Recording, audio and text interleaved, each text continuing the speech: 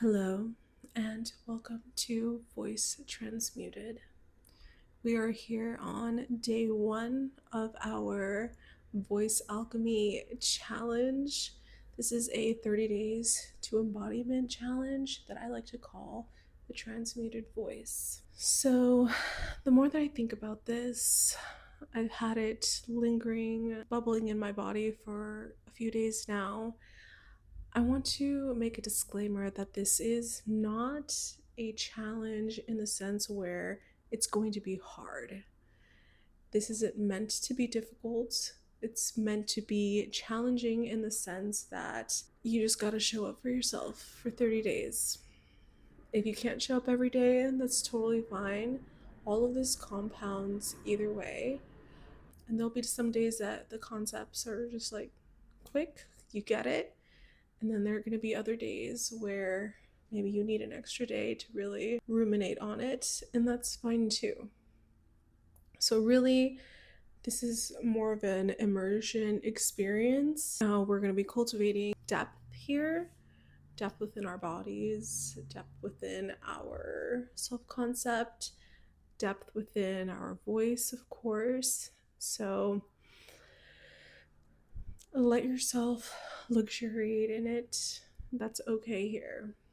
I call this voice transmuted because for me, singing is a spiritual experience, spiritual practice that when you let it consume you, it really just transforms all areas of your life. I started to realize this after I was done with college.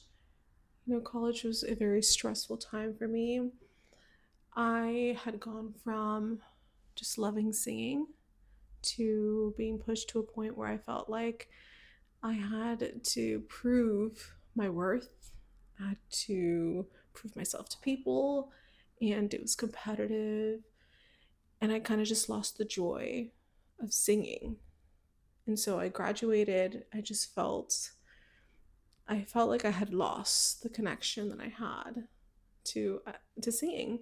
I then realized through my pursuits outside of college that my voice was really just a reflection of who I was at the time and the things that I was going through and how I was processing things.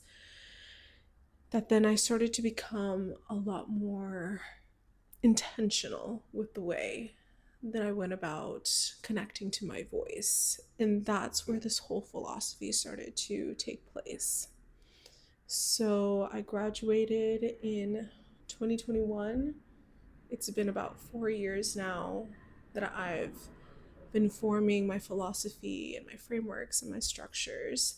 So I feel like I'm in a good place now to guide you guys through this, taking everything that I've learned in my 20 plus years of studying music and performing.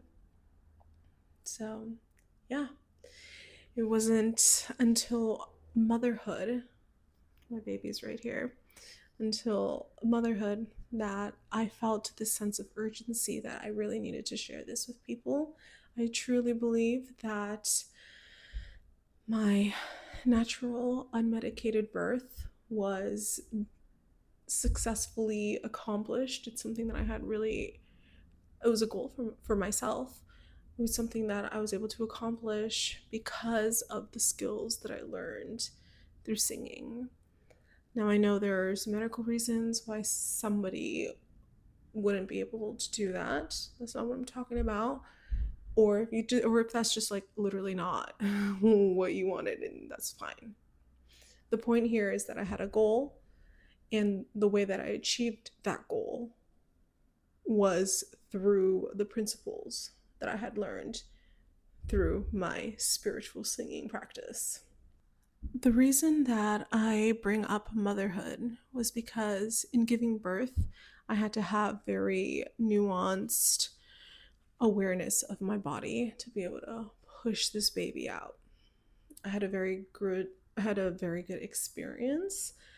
I was able to get him out quick, and while it was painful as I I did not for 1 second truly doubt that I couldn't do it. And I truly believe it was because of my ability to center in on my singing breath that I use for when I'm on stage and I'm feeling nervous. I tap into that singing breath. When I am getting frustrated because I can't produce a line in a music in an aria that I'm doing, I tap back into the body. So this is all about creating that mind body connection so that we can learn to make micro tweaks, micro movements to align our voice to achieve the goals that we have for ourselves. So when we can do that in our singing, it's the exact same process with literally anything else that you do in life. Literally anything else. The process that you take that to learn a new song, to embody a new song and feel free in a new song is the exact same process that you use to do literally anything that you feel is challenging. So these steps are truly timeless. They're truly truths, which is something that I have dedicated my adult life to truly understanding. I believe that a truth is a structure, a framework, a container that can be applied to most, if not all, situations. That is how I decide something is a truth or not. And that's capital T truth. So I really want you to, as we go through these 30 days, apply everything to your day to day life. All these principles, I want you to truth test them. That's another concept that I have for myself. It's truth testing through singing. If it helps my singing, it's going to help my day to day life. This first week, we are going to talk about anchoring and grounding. So, the concepts that we're going to be covering is how to ground yourself in your breath and how to anchor it into the body. This first week, I want you to stray away from singing as much as you can, or if you do, just have it be fun singing, not studious singing. Okay? A lot of the times we want to sing something, we want to do something, and we just go ahead in first and spaghetti to the wall, all in with force. And while that's a great energy to have in in terms of momentum, when it comes to being intentional with the way that we're doing things, we also want to be methodical. So until we've understood the framework for all of this, I want you to take a little chill pill and cruise through this. Once you've embodied this framework, you can go full force into it and it will whatever you have your sights set on will be achieved like a lot faster than before this framework. But for that, we have to do the challenging thing of slowing down for a little bit.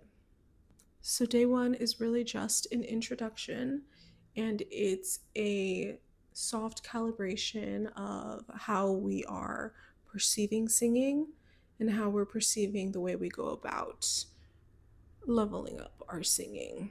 What I would like for you to do now is I want you to just take a nice big deep breath in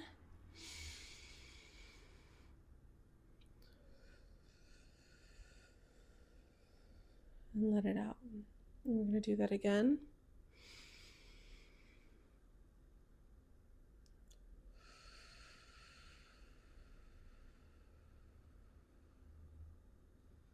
I want you to start noticing what kind of image you get, what kind of imagery you get when you're breathing, beyond just I'm breathing.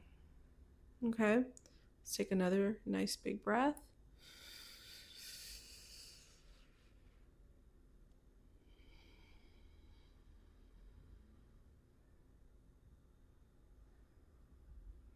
This is all about putting an image to the sensation.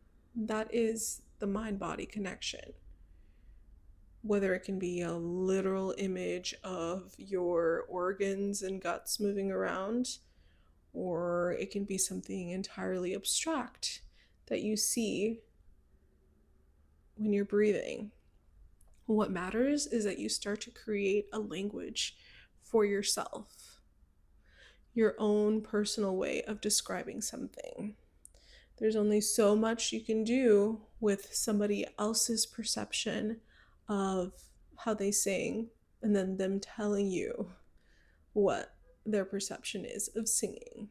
It's an entirely different thing as well to know all about vocal pedagogy. I had a really great teacher tell me that just because you know everything about singing doesn't mean that you are good at singing. And that is because we're still all here in our head. We're thinking about it theoretically, and singing is a full body experience that we have. So, whatever that image is for yourself, I want you to now take the day to try and describe what you're feeling, what you're seeing. It could be what the sensation of breathing feels like, what the imagery you get when breathing feels like, what you imagine your body moving like.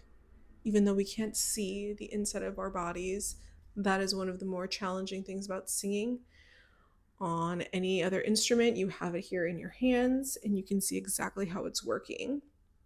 With singing, that's why your mind body connection is so important, and being able to use visualization to support that mind body connection.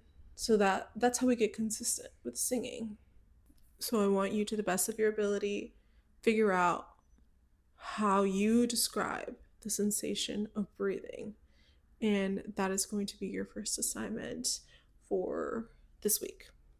There is absolutely no wrong answer. If your breath feels like clouds doing cartwheels and spitting into cotton candy, that's what it is. And just own it. The point is, that is what we have to start with. From there, we can make our tweaks and our adjustments and our refinements so that we have that concept there, and then now we can create depth within it. But you first need to get very clear in how it is that you perceive your breath and your body in relationship to breath. I would love to know what you come up with, so if you could please leave it in the comments, and I would love to read through it. And just, this is one of my favorite parts of just seeing how people conceptualize their own breath. So leave that in the comments. If you want further guidance, feel free to check out my Instagram, check out my TikToks. I will be doing short form guidance there as well for people who prefer short form. I always say do the long form because you get a lot more context, a lot more depth, and it's a lot less DIY. I'm here to support you as best as I can. So, yeah. I will do my best to post here every single day. That is my goal. However, I will be posting every single day on the TikTok Voice Transmuted.